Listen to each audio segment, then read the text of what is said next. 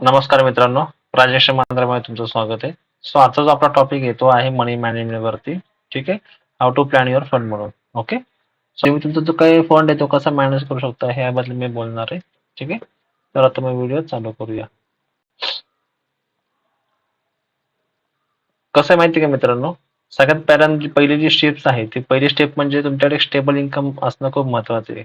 आता stable income म्हणजे तुमचा जॉब असू शकतो, तुमचा बिझनेस असू शकतो किंवा जर तुम्ही जर फ्रीलान्सिंग वगैरे करत असाल तर ते सुद्धा चालतं. ठीक आहे. आता ज्यांच्याकडे स्टेप वन आहे त्यांचा काही इश्यू नाही, पण ज्यांच्याकडे स्टेप वन नाही तर त्यांनी आधी स्टेप वन करून घ्या, त्यानंतर मग पुढे जावा. ठीक आहे. जर स्टेप वन झाल्यानंतर ना सगळ्यात नंतर ना आपल्याला करायचं आहे की आपल्याला आपलं जे मंथली सेव्हिंग आहे ते आपल्याला आधी कॅल्क्युलेट करायचे आहे. त्याच्यामध्ये कसं आहे, समजा तुमचं जे नेट इन्कम आहे, नेट इन्कम मध्ये तुम्हाला तुमचे टॅक्सेस आधी मायनस करायचे आहे. आता जर टॅक्सेस येत असेल तर ठीक आहे, नाही तर काही हरकत नाहीये. नंतर इन्कम मध्ये जर तुम्ही टॅक्स मायनस केलं तर तुमचा नेट इन्कम राहतं.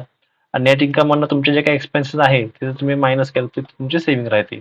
आता एक्सपेन्सेस मध्ये कसं राहतं माहिती का मित्रांनो, जे तुमचे मंथली खर्च आहे, तुमचे म्हणा, तुमचे स्वतःचे म्हणा किंवा घरच्यांचे म्हणा, की जे तुम्हाला दर महिन्याला देणं भागच आहे, तर ते झाले तुमचे एक्सपेन्सेस.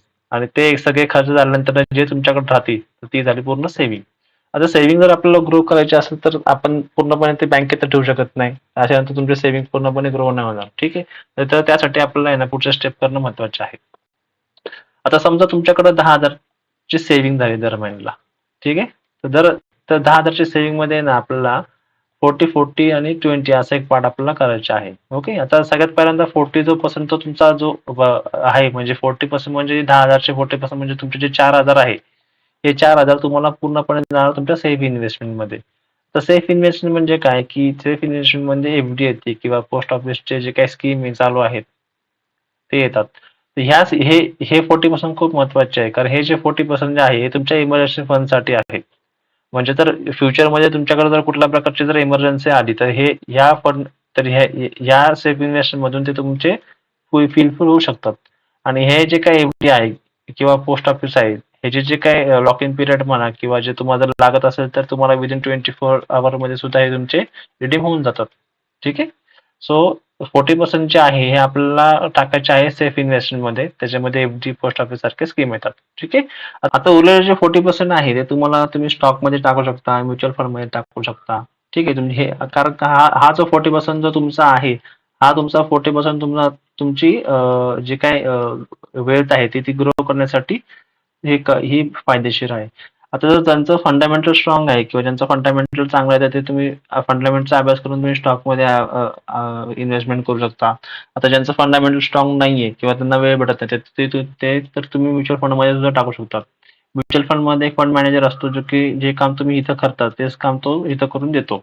आता ह्याच्यामध्ये पण कसं आहे की म्युच्युअल फंडचं पण तुम्हाला स्टडी करून काही गोष्टी कराव्या लागेल, की असं नाही बाबा की नवीन म्युच्युअल फंड आहे त्यात तुम्ही सगळे पैसे टाकत, असं नाही होत. तुम्हाला जो मोठा आहे आणि जो चांगला तर चांगला आहे की बाबा रिटर्न कमी भेटलं तरी चालेल, पण लॉस नाही झाला पाहिजे, अशाचा तुम्हाला स्टडी करून म्युच्युअल फंड मध्ये तुम्ही इन्व्हेस्ट करू शकता. ठीक आहे. त्यानंतर ना इथं 40% झालं, इथं 40% झालं, जे उरलेले जे 20% आहे ते तुम्ही या रिस्की ह्याच्यामध्ये तुम्ही टाकू शकता. आता 20% हे जी म्हणतोय मी, रिस्क कॅपिटल, हे रिस्क कॅपिटल मध्ये आपलं काय येतं. आता सगळ्यात पहिल्यांदा आपण आपल्या चॅनलचं नाव काय, प्राजक्शन म्हणतो. आपण कशामध्ये ट्रेड करतो, आपण करतो ऑप्शन मध्ये. ठीक आहे. तर ऑप्शन ट्रेडिंग सगळ्यात डेंजर आहे, हायली रिस्की. त्यामुळे तुम्ही तुम्ही 20% तुम्ही इंडेक्स ट्रेडिंग मध्ये तुम्ही टाकू शकता, की ज्याच्यामध्ये रिस्क जास्त असते. ठीक आहे. सो या अशा गोष्टी तुम्हाला मॅनेज करायच्या आहे. त्याच्यामध्ये सिनारिओ काय आहेत माहिती का मित्रांनो, तुम्हाला ह्याच्यामध्ये जी काही 20% तुम्ही जे अमाऊंट टाकणार आहेत, जी काही कमी अमाऊंट जे काय असणार आहे ते तुम्ही सगळ्यात पहिल्यांदा तुमचे स्किल डेव्हलप करायला तुम्ही चालू करा. म्हणजे जर ट्रेडिंगचं तुम्हाला शिकायचं असेल किंवा ट्रेडिंगमध्ये तुम्हाला हळू ग्रो करायचं असेल तर तुम्ही तुमचे हे जे काही 20% आहे ते तुम्ही स्किल लर्निंगवर तुम्ही आधी फोकस करा. नंतर तुम्ही इव्हेंच्युअली हे जे काही पर्सेंट आहे ते तुम्ही हळूहळू वाढू शकता. ओके. सो आता आपले सिनारिओ काय राहणार आहे, सगळ्यात पहिल्यांदा आपली जे काय आहे सेव्हिंग, ही सेव्हिंग पूर्णपणे उचलून कुठल्याही एका सेक्शन मध्ये टाकायची नाही. आपल्याला जे काय आहे ते आपल्याला डिवाइड करून टाकायचे आहे, जेणेकरून आपण सेफ मध्ये राहू. ठीक आहे. आता सगळ्यात वर्स्ट सिनारिओ काय असू शकतो माहिती आहे का मित्रांनो तुमच्यासाठी. आता जर समजा तुम्ही इथं तुमची इन्व्हेस्टमेंट चालू आहे, तुमची इथे तुमची लॉंग टर्म चालू आहे, इथे तुम्ही रिस्क मॅनेजमेंट चालू आहे. तर समजा की बाबा तुम्ही ह्याच्यामध्ये झिरो केलं तरी काय हरकत नाही, कारण इथे तुम्हाला पैसे आहे, इथे तुमच्याकडे पैसे आहेत. ठीक आहे, हे तुमच्या इमर्जन्सीसाठी तुम्हाला असू शकतात आणि हे तुमचे वेल्थ ग्रोसाठी तुम्हाला असणार. ठीक आहे. आता सगळ्यात सगळ्यात वर्स्ट सिनारिओ आपल्याला काय असू शकतो, की बाबा ठीक आहे ह्याच्यामध्ये पण गेले, ह्याच्यामध्ये पण झिरो झाले, म्हणजे काही चान्सेस नाहीये की ह्याच्यातले काही झिरो होईल, पण समजा ह्याच्यामध्ये पण झालं तरी पण तुमच्याकडे हा आहे आणि तुम्हाला ह्या गोष्टीला अजिबात छेडत नाही इमर्जन्सी फंडला. हा तुमचा 40% जो आहे तुमचा हा दर महिन्याला गेलाच पाहिजे. ठीक आहे. त्यानंतर जे आपले स्टेप 4 आहे त्याच्यामध्ये येणार तुमचा रेग्युलर अनालिसिस. आता जर समजा ह्याच्यामध्ये मी काय मेन्शन केले, की जर तुमची लुजिंग कॅटेगरीमध्ये तुमचं जे काही 10% जे आहे ते तुम्ही काढून तुमच्या विनिंग कॅटेगरीमध्ये तुम्ही टाकू शकता. म्हणजे काय म्हणतोय मी, की समजा तुम्ही ह्याच्यामध्ये चांगलं करताय. ठीक आहे. जर तुम्ही ह्याच्यामध्ये चांगलं करत असाल, तर तुमचं जे काही हे जे काय आहे यातले 40% जे आहे, ते 40% तुम्ही काढून त्यातले 5% तुम्ही इथं इथं इथं वाढू शकता. म्हणजे 20च्या जागी तुम्ही 25 करू शकता. ठीक आहे. नंतर पुढे तुम्ही 30 पण करू शकता. ठीक आहे. पण हे तुम्ही कधी करू शकता, तर तुम्हाला पूर्ण तुमचं जे काय अनालिसिस आहे मिनिमम 1 इयरचं तुम्हाला बघणं भाग आहे. 1 इयरने जर तुम्ही केलं व्यवस्थित अनालिसिस तुमच्या स्वतःच्या ह्याचं, तर तुम्ही तुमचे जे काही विनिंग रेशो आहे त्याच्यामध्ये तुम्ही कमी जास्त करू शकता. ठीक आहे. पण सगळ्यात महत्त्वाचं काय माहिती आहे का आपल्याला, आपल्याला हा जो सेक्शन आहे सेफ इन्व्हेस्टमेंट ह्याला आपल्याला अजिबात छेडायचं नाही. जे काय आहे ते तुम्हाला या दोन्ही ह्याच्यामध्ये तुम्हाला करायचंय.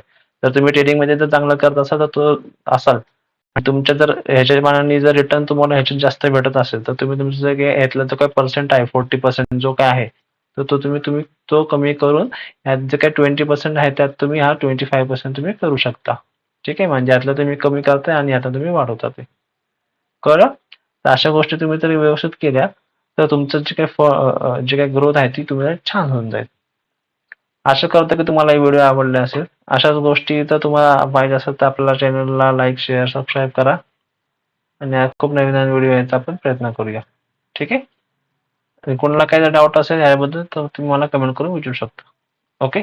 चला मित्रांनो, भेटू आता पुढच्या व्हिडिओमध्ये. Okay, bye.